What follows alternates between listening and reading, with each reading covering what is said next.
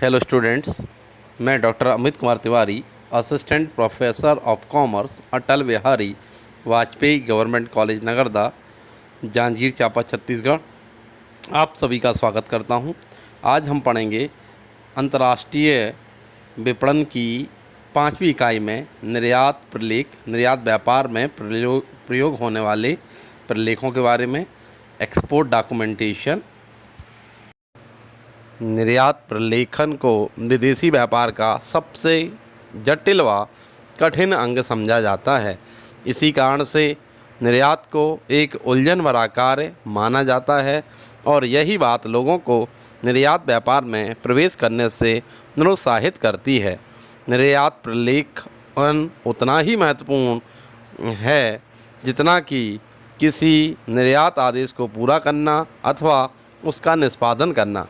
निर्यात व्यापार में प्रलेखन इसलिए आवश्यक है क्योंकि जब कोई घरेलू व्यापार में संलग्न होता है तो वह अच्छी तरह से जानता है कि कौन कौन सी व्यापारिक परिपाटियां हैं जो क्रेता एवं विक्रेता को आबद्ध करती हैं। इसी तरह उनमें व्यावसायिक विवादों की संभावना कम हो जाती है क्योंकि वह नियमों को अच्छी तरह से जान सकते हैं। लेकिन जब क्रेता और विक्रेता दो अलग अलग देशों से व्यापार संचालित कर रहे होते हैं तो उन्हें अलग अलग व्यापारिक परिपाटियां तथा विधिक प्रणालियां होती हैं। अतः क्रेता विक्रेता के हितों को सुरक्षित करने के लिए कतिपय प्रलेखीय औपचारिकताएं आवश्यक हो जाती हैं। इसी तरह आयात निर्यात को अनुशासित करने के लिए प्रत्येक देशों के अपने अपने कानून होते हैं और निर्यातकर्ता को प्रलेखीय औपचारिकताएं द्वारा अपने देश के कानूनों का पालन करना होता है।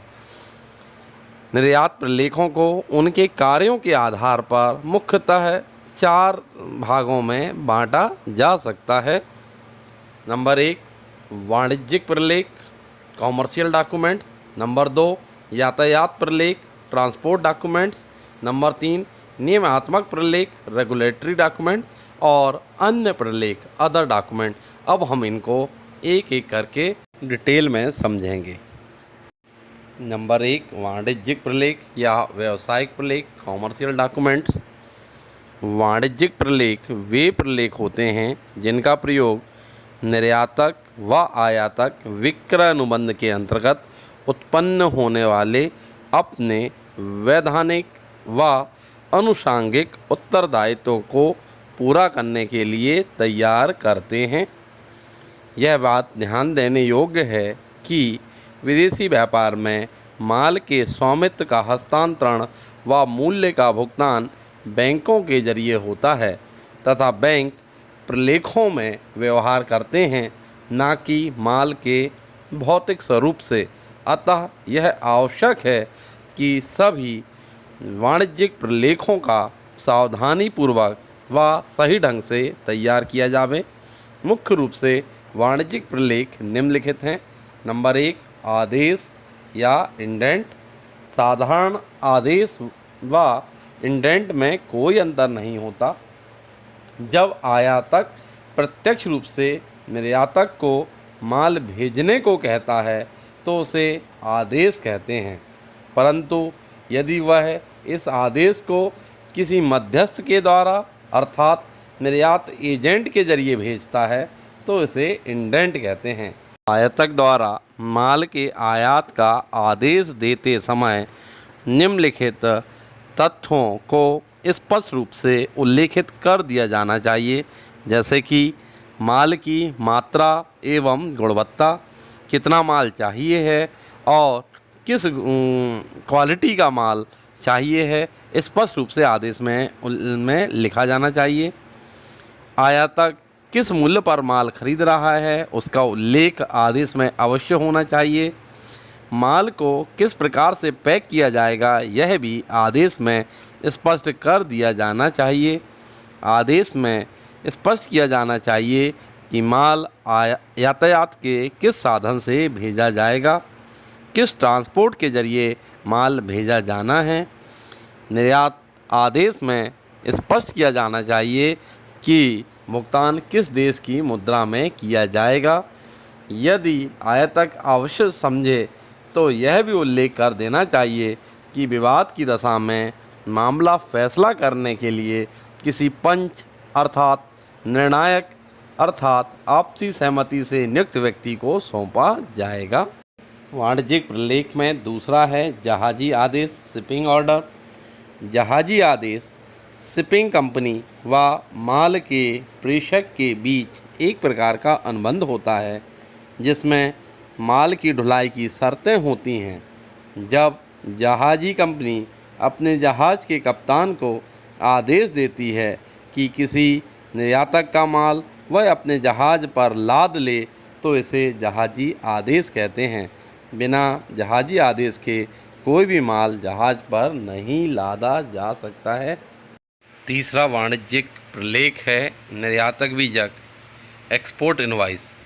एक्सपोर्ट इनवॉइस को व्यापारिक बीजक अर्थात कॉमर्शियल इनवॉइस भी कहते हैं।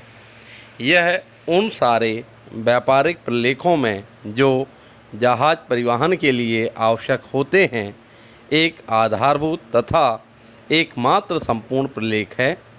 निर्यात अनुबंध के दायित्वों को पूरा करने के अलावा निर्यातकर्ता को इस प्रलेख की आवश्यकता निर्यात निरीक्षण प्रमाण पत्र की प्राप्ति, उत्पाद शुल्क के भुगतान के प्रमाण पत्र की प्राप्ति, सीमा शुल्क भुगतान के प्रमाण पत्र की प्राप्ति, प्रोत्साहनों की प्राप्ति इत्यादि उद्देश्यों के लिए पड़ती है।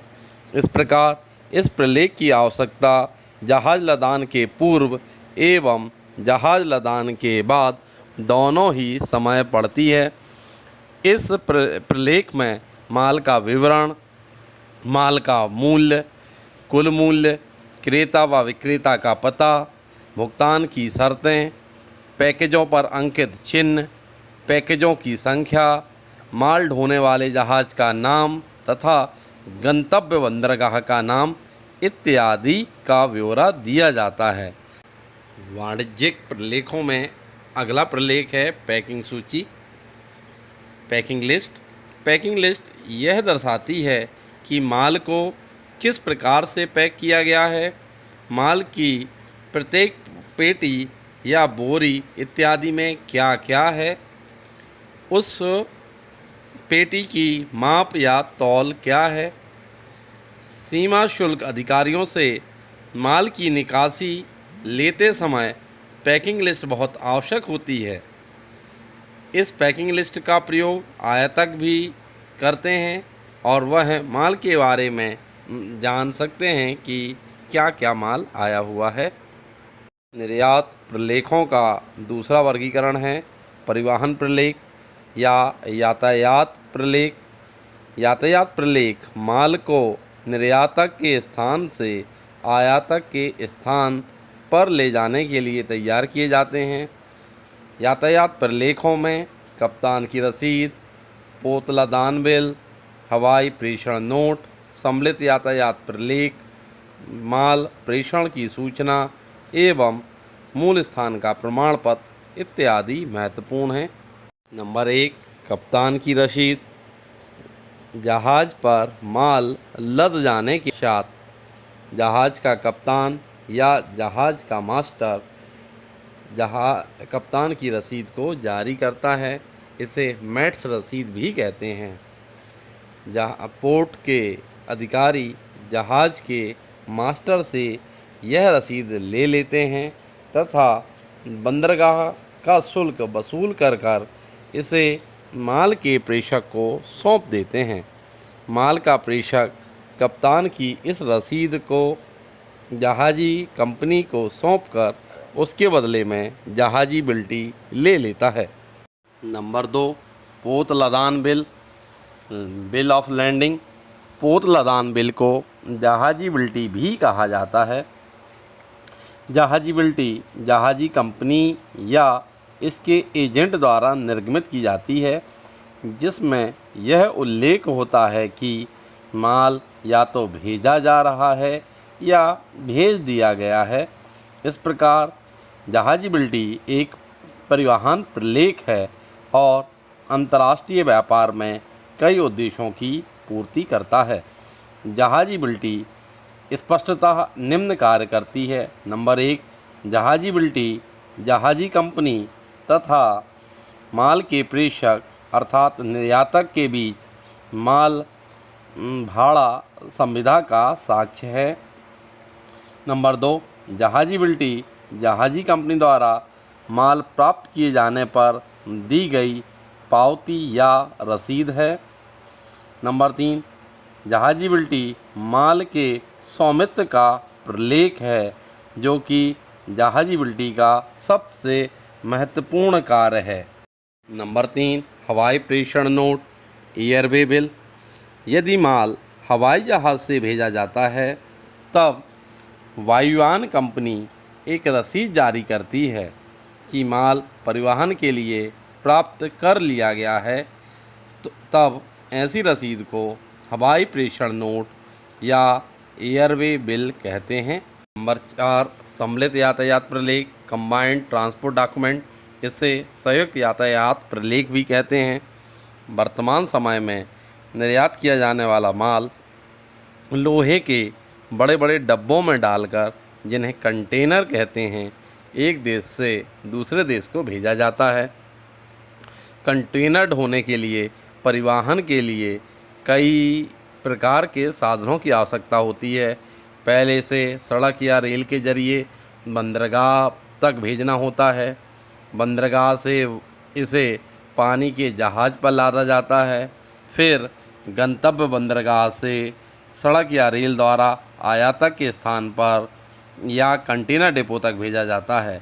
परिवहन की इस व्यवस्था को अंतर्राष्ट्रीय बहुसाधन परिवहन इंटरनेशनल मल्टी मॉडल ट्रांसपोर्ट कहते हैं। निर्यातक से माल किसी कंटेनर डिपो पर प्राप्त किया जाता है तथा जहां पर एक संयुक्त यातायात प्रलेख जारी कर दिया जाता है, जिसे माल के कंटेनर डिपो पर प्राप्ति से लेकर गंतव्य स्थान के कंटेनर डिपो तक की यात्रा शामिल होती है। कंटेनर का निरीक्षण कर सीमा शुल्क अधिकारी इसे अंतर्राष्ट्रीय यात्रा के लिए सील कर देते हैं। नंबर 5, माल प्रेषण की सूचना शिपिंग एडवाइस। माल के भेजने के पश्चात निर्यातक आयातक को माल प्रेषित किए जाने की सूचना, माल भेजे जाने की सूचना देता है, जिसमें माल का निर्यातक आयातक को यह बताता है कि उसने माल को किस जहाज़ से भेजा है तथा वह अपने गंतव्य स्थान पर कब पहुंचेगा। उसमें माल का विवरण, माल की मात्रा, निर्यात आदेश इत्यादि के बारे में उल्लेख किया जाता है। इस प्रकार हम कह सकते हैं कि माल प्रेषण सूचना आयातक को माल पहुंचने की अग्रिम सूचना प्रदान करता है, ताकि आयातक माल की सुपुर्दगी लेने की व्यवस्था कर सके। नंबर 6, मूल स्थान का प्रमाण पत्र सर्टिफिकेट ऑफ ओरिजिन। यह प्रमाण पत्र निर्धारित प्रपत्र पर स्वतंत्र निकायों जैसे वाणिज्य मंडल, निर्यात प्रोत्साहन बोर्ड, आयात निरीक्षण एजेंसियों द्वारा जारी किया जाता है। इस प्रमाण पत्र की आवश्यकता तब पड़ती है जब किसी विशेष देश में निर्मित या उत्पादित वस्तुओं के आयात पर सीमा शुल्क इत्यादि में कुछ रियायत दी जाती है।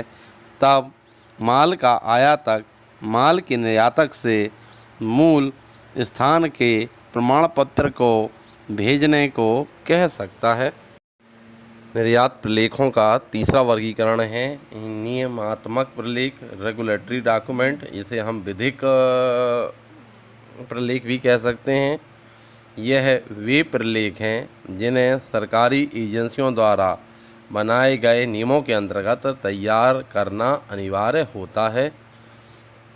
यह सरकारी एजेंसियां महानिदेशक व्यापार, भारतीय रिजर्व बैंक, निर्यात प्रोत्साहन परिषदें, बैंक व सीमा शुल्क प्राधिकरण इत्यादि हो सकते हैं। नंबर 1 है विदेशी मुद्रा नियंत्रण घोषणा फॉर्म।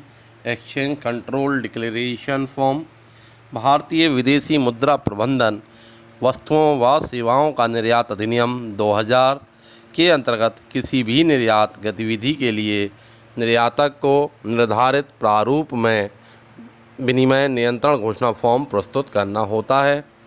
विदेशी मुद्रा नियंत्रण के अंतर्गत निर्यात किए गए माल से संबंधित प्रलेख माल प्रेषण करने वाले बंदरगाह के सीमा शुल्क अधिकारियों के सम्मुख प्रस्तुत किए जाने चाहिए।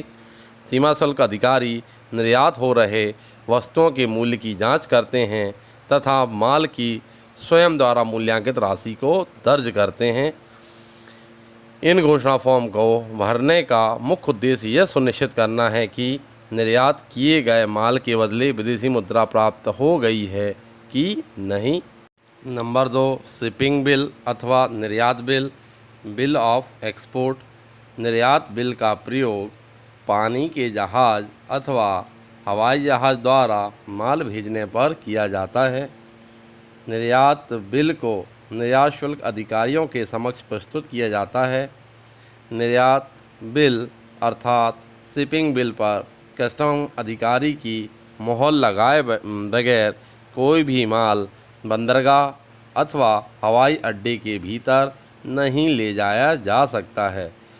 शिपिंग बिल में भेजे गए माल का विवरण होता है, जैसे कि माल का विवरण, पैकेजों पर अंकित चिन्ह, माल का मूल्य, जहाज़ तक लाने तक का, पानी के जहाज़ का नाम, हवाई जहाज़ का उड़ान नंबर, किस स्थान से माल लादा जाना है और किस स्थान तक पहुंचाया जाना है इत्यादि का उल्लेख होता है। प्रवेश बिल, बिल ऑफ एंट्री, इसे आयात पत्र भी कहते हैं। यह एक ऐसा प्रलेख है जिसकी सहायता से माल की निकासी प्राप्त की जाती है।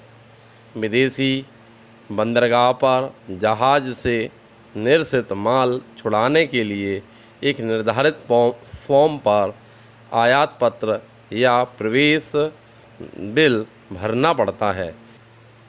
माल के कस्टम निरीक्षण व सीमा शुल्क के भुगतान के लिए सीमा शुल्क अधिकारियों को प्रवेश बिल की 4 प्रतियां देनी होती हैं।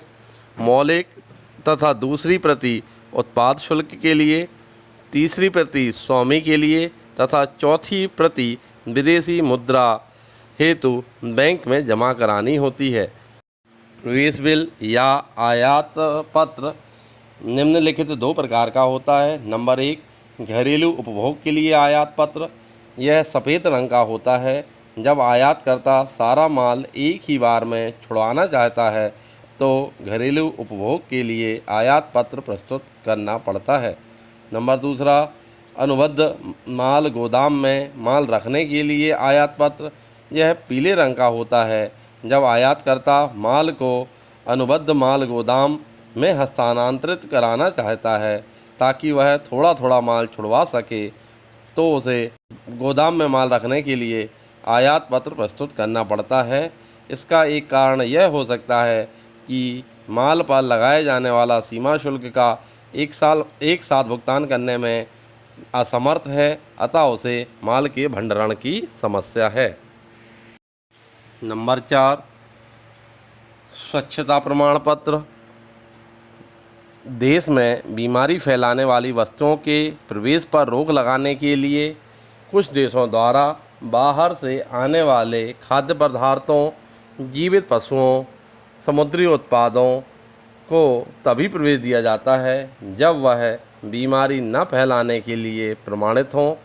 भारत में यह प्रमाण पत्र स्वास्थ्य, पशु रोग व स्वच्छता अधिकारी द्वारा जारी किया जाता है।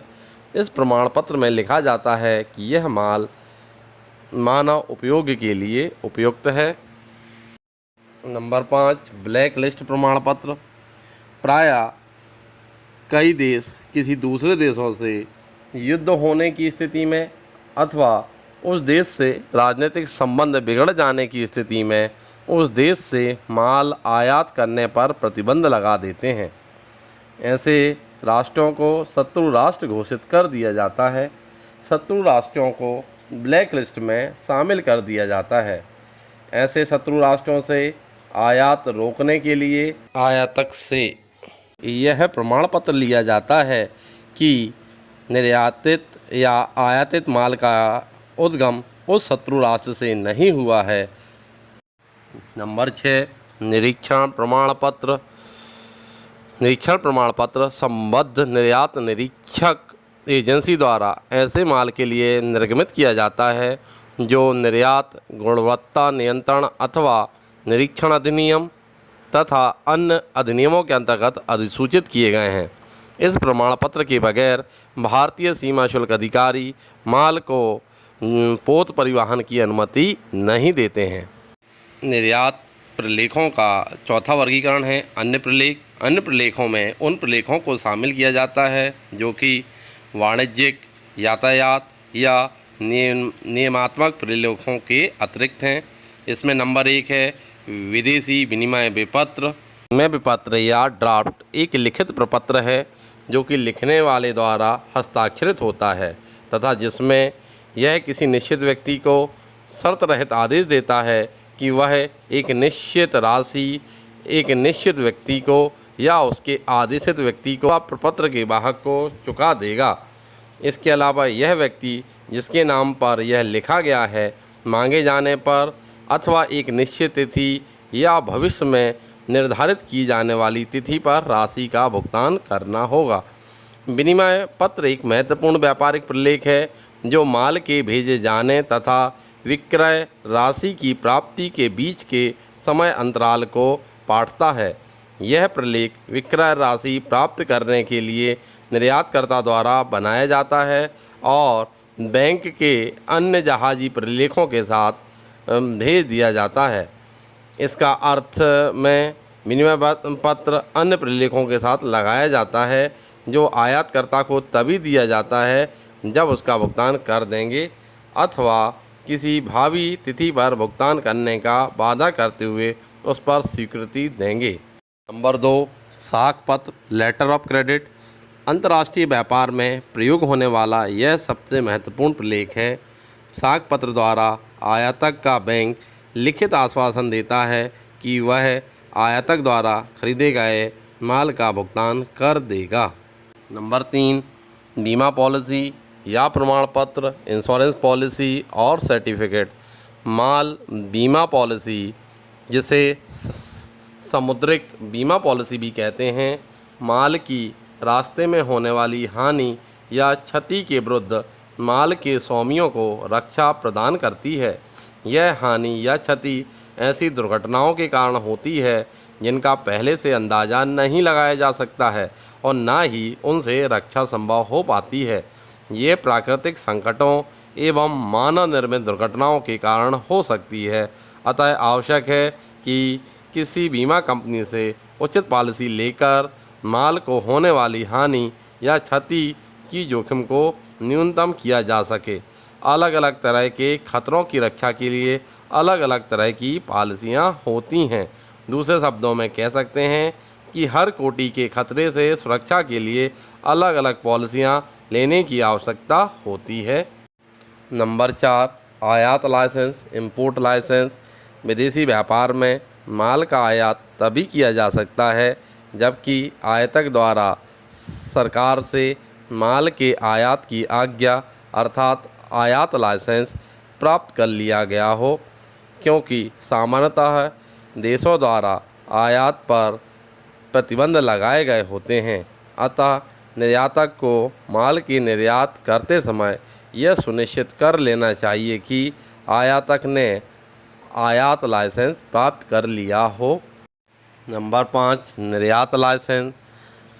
भारत की निर्यात आयात नीति एक्जिम पॉलिसी के अंतर्गत भारत में कुछ वस्तुओं को निर्यात हेतु प्रतिबंधित श्रेणी में रखा गया है, जिसमें कि गाय, भैंस, घोड़ा, ऊँट, समुद्री खरपतवार तथा रासायनिक उर्वरक आते हैं।